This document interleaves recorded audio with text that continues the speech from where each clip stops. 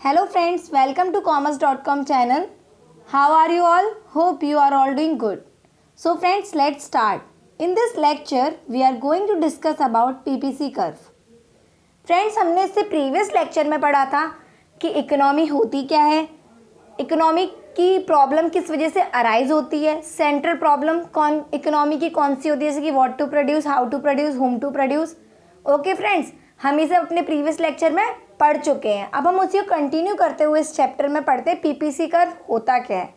Friend, आज हम mainly 5-6 topics के ऊपर डिस्कस करेंगे, जैसे कि पीपीसी कर्व का मीनिंग क्या है, उसके फीचर्स क्या है, पीपीसी कर्व कब शिफ्ट होता है, इट मीन्स कब डाउनवर्ड स्लोपिंग बनता है, कब अपवर्ड स्लोपिंग बनता है, एमआरटी क्या होता है, मार्जिनल अपॉर्चुनिटी कॉस्ट क्या होती है. और फ्रेंड्स, सबसे इंपॉर्टेंट कि इस पूरे चैप्टर में ऐसे कौन से क्वेश्चन हैं जो हर बार बोर्ड एग्जाम्स में आपसे पुटअप किए गए हैं.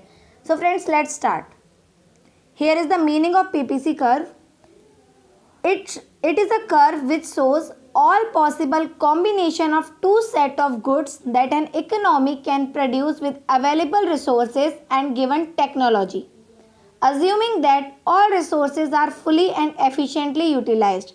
It means PPC curve क्या होता है, कोई भी दो गुड्स के कॉम्बिनेशन को दिखाता है, प्रोड्यूस करने की कोई भी दो गुड्स के कॉम्बिनेशन को शो करता है, जैसे हम उस गुड्स को प्रोड्यूस करने के लिए हमारे सारे के सारे रिसोर्सेज का फुली यूटिलाइज करें. और पीपीसी कर्व ये मानकर चलता है कि जो भी हमारे रिसोर्सेज है उनका फुली यूटिलाइज किया गया है. फ्रेंड्स, आपको ऐसे समझ में नहीं आया, मैं आपको और इजी वे में समझाती हूँ. पीपीसी कर्व क्या है?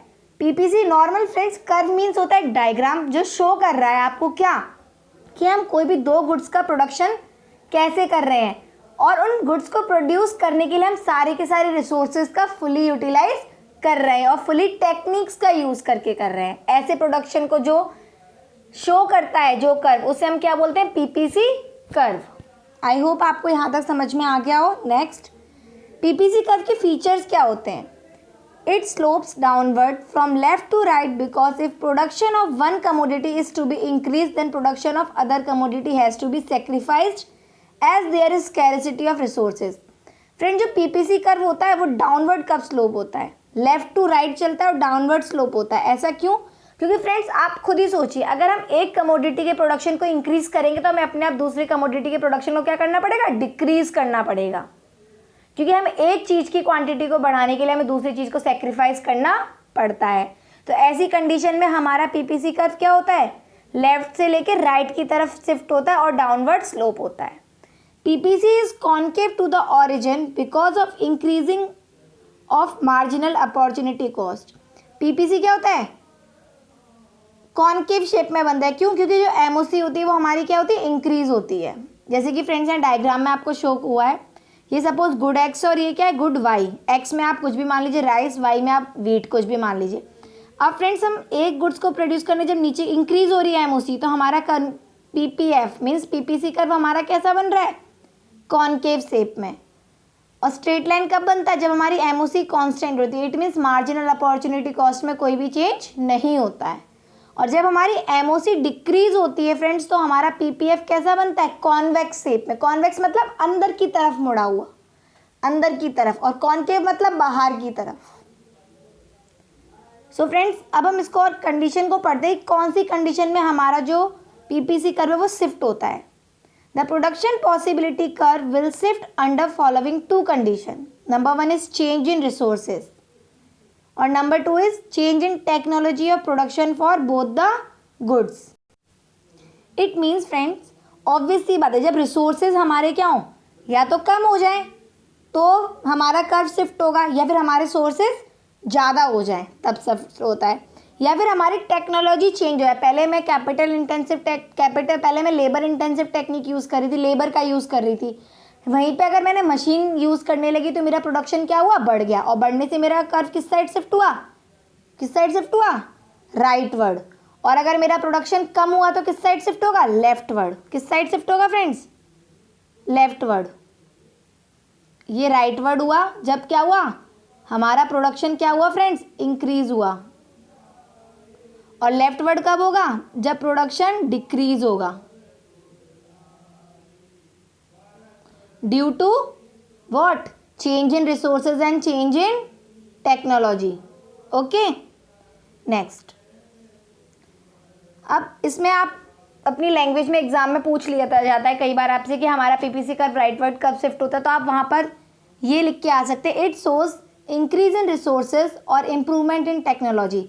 जब हमारा पीपीएफ कर्व राइटवर्ड की तरफ शिफ्ट होता है तो वो क्या दिखाता है कि हमारी टेक्नोलॉजी क्या हो रही है, इंक्रीज हो रही है। क्या हो रही है, हमारी टेक्नोलॉजी इंक्रीज हो रही है, रिसोर्सेज हमारे क्या हो रहे हैं, बढ़ रहे हैं। Example, labour becoming more skilled. Like पहले जो हम लेबर यूज़ करे थे वो थोड़ी कम पढ़ी लिखी थी, अब मैंने क्या करा, स्किल्ड लेबर यूज़ करी। तो स्किल्ड लेबर जो है वो टेक्निक्स का, नई टेक्निक्स का यूज़ करी, जिससे क्या होगा, रिसोर्सेज का प्रॉपर यूटिलाइजेशन होगा और हमारा कहीं ना कहीं प्रोडक्शन इंक्रीज होगा। ठीक उसी तरीके से टेक्नोलॉजी इंक्रीज होगी और प्रोडक्टिविटी ऑफ लैंड। ऑब्वियस सी बात है, जब टेक्नोलॉजी अच्छी होगी, स्किल्ड पर्सन होंगे, ओके, स्किल्ड पर्सन होंगे तो प्रोडक्शन अपने आप इंक्रीज होने लगेगा। लेफ्टवर्ड कब शिफ्ट होती है, it shows the decrease in resources और degradation of technology in the economy. ये क्या दिखाती है, हमारी रिसोर्सेज क्या हो रहा है, डिग्रेडेशन मतलब कम हो रहा है। जैसे कि ये सपोज आपका फ्रेंड्स पीपीसी कर्व है, तो ये पहले ऐसे चल रहा था, अब ये क्या होगा, लेफ्टवर्ड की तरफ शिफ्ट होगा। इट मीन्स ये ऐसे बनेगा। आई होप कि आपको समझ, ये गुड एक्स है, पहले ये इंक्रीज हो रहा था, अब टेक्नोलॉजी कम यूज़ हुई, रिसोर्सेज का कम यूज़ हुआ, तो हमारा जो पीपीसी कर्व है वो क्या है, लेफ्टवर्ड शिफ्ट हो गया। ओके फ्रेंड्स, ये हो गया। Next, the production possibility curve will rotate outward under the following two condition. अब पीपीसी कर्व रोटेट मतलब घूमता किस कंडीशन में, वो दो कंडीशन होती है। पहली थी improvement in technology in favour of one commodity. क्या होता है, जब मैं एक कमोडिटी का प्रोडक्शन करने के लिए अच्छी टेक्नोलॉजी का यूज़ करूँ और दूसरी की तरफ मैं ध्यान ना दूँ, तो मेरा पीपीसी कर्व क्या होगा, ऐसे करके रोटेट होगा। ओके फ्रेंड्स, डाउनवर्ड स्लोप होके रोटेट होगा। और growth of resources for the production of one commodity, एक कमोडिटी का प्रोडक्शन करने के लिए मैंने रिसोर्सेज को बढ़ा दिया, तो ऐसा फिगर बनेगा। कैसा बनेगा फ्रेंड्स, इस टाइप का। ओके फ्रेंड्स, नेक्स्ट, अब फ्रेंड्स मैंने ये जान लिया पीपीसी कर्व कब लेफ्टवर्ड शिफ्ट होता है, कब राइटवर्ड शिफ्ट होता है। आप नॉर्मल सा ध्यान रखिए, जब भी हमारा प्रोडक्शन इंक्रीज होता है तो पीपीसी कर्व राइटवर्ड शिफ्ट होता है, टेक्नोलॉजी बढ़ती है तो राइटवर्ड शिफ्ट होता है। ओके, स्किल्ड पर्सन बढ़ते हैं तो राइटवर्ड शिफ्ट होता है। ओके, रिसोर्सेज इंप्रूव होते हैं तो भी राइटवर्ड शिफ्ट होता है। और जब ये सब क्या होते हैं, डिक्रीज होने लगते हैं, तो हमारा अपने आप पीपीसी कर्व लेफ्टवर्ड शिफ्ट होने लगता है। अब फ्रेंड्स, एमआरटी क्या होता है, marginal rate of transformation. It is the amount of one commodity that is to be sacrifice to increase the production of other commodity by 1 unit. ये क्या होता है, एक कमोडिटी को अमाउंट, एक कमोडिटी को क्या करो, एक कमोडिटी का अमाउंट दूसरी कमोडिटी के लिए जब हम सेक्रीफाइस करने लगते हैं तो ऐसी रेट को हम क्या बोलते हैं, MRT. It means it is increase the production of other commodity. जब हम दूसरी कमोडिटी का प्रोडक्शन बढ़ाने के लिए अपनी पहले वाली कमोडिटी का प्रोडक्शन कम कर देते हैं, लाइक मेरे को राइस का प्रोडक्शन बढ़ाना है तो मैंने व्हीट का प्रोडक्शन कम कर दिया, तो इसे हम क्या बोलते हैं, MRT. It is the ratio of units of one good sacrifice to produce one more unit of other good. ये रेशियो होता है एक गुड्स को कितने रेशियो में मैंने सेक्रीफाइस किया दूसरे गुड्स का प्रोडक्शन करने के लिए। तो इसका फॉर्मूला होता है unit of good Y sacrificed upon unit of good X produced. It means मैंने वाई गुड्स कितना सेक्रीफाइस किया, लाइक मैंने राइस कितना प्रोडक्ट कितने अमाउंट में सेक्रीफाइस किया, कितनी यूनिट सेक्रीफाइस करी, किसको इंक्रीज करने के लिए, व्हीट के प्रोडक्शन को इंक्रीज करने के लिए मैंने कितना अमाउंट कितना अमाउंट मैंने, कितनी यूनिट मैंने सेक्रीफाइस की, इसको हम क्या बोलते हैं, एमआरटी। तो इसका for delta Y upon delta X. और मार्जिनल अपॉर्चुनिटी कॉस्ट क्या होती है, MOC of a particular good along PPC is the amount of other good which is sacrificed for production of additional unit of another good। जब हम किसी भी दूसरी additional unit को प्रोड्यूस करने के लिए अपनी अनदर गुड को सेक्रीफाइस करने लगते हैं उसे हम क्या बोलते हैं, MOC. It is defined as the additional cost in term of number of units of a good sacrifice to production and additional unit of the other good. अब मैं इसको एक एग्जाम्पल से समझाती हूँ, आपको ज़्यादा बेस्ट तरीके से समझ में आएगा। लाइक मैगी है, केजी में 100, 90, 70, 40, 10, 0। पास्ता केजी में पहले 0 था, फिर मैंने पास्ता का प्रोडक्शन करना चालू किया तो मैंने मैगी का प्रोडक्शन कम कर दिया, लाइक 100 से 90 कर दिया, तो पास्ता 25 बढ़ा दिया, ऐसे 50, 75, 85, 87 ऐसे बढ़ा दिया। ओके फ्रेंड्स, तो इसको हम समझने के लिए क्या करते हैं, हम समझते हैं एमओसी होता क्या। तो delta loss of output of Maggi upon gain of output of pasta. Like मैंने 100 से 90, तो कितने का लॉस करा, 10 का, और इंक्रीज कितना करा, 25 का, तो 10/25 करके हमारा एमओसी निकल के आ जाएगा। Opportunity cost of producing an additional unit of pasta when some resources are shifted from the production of Maggi to the production of pasta.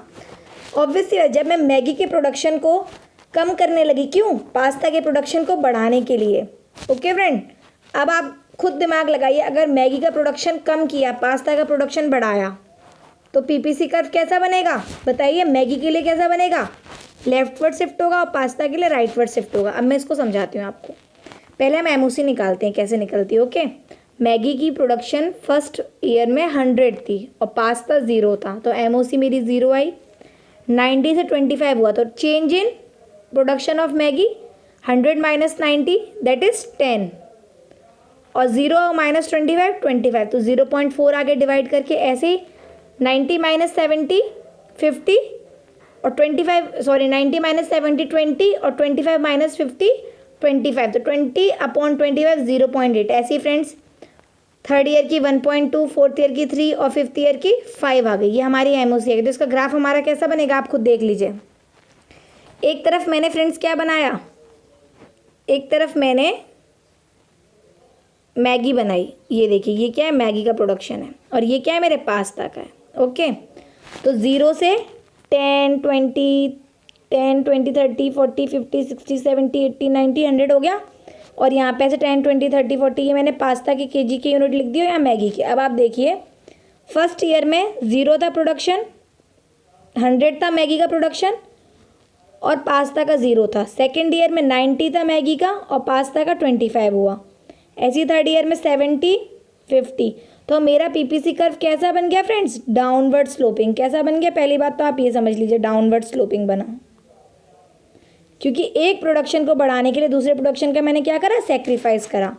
तो MOC cost when we shift from A to B, जब हम ए से B की तरफ shift हुए तो 0.4, B से सी की तरफ शिफ्ट हुए तो 0.8, सी से डी की तरफ हुए तो 1.2, and so on for every additional unit of pasta MOC in terms of loss of output of Maggi.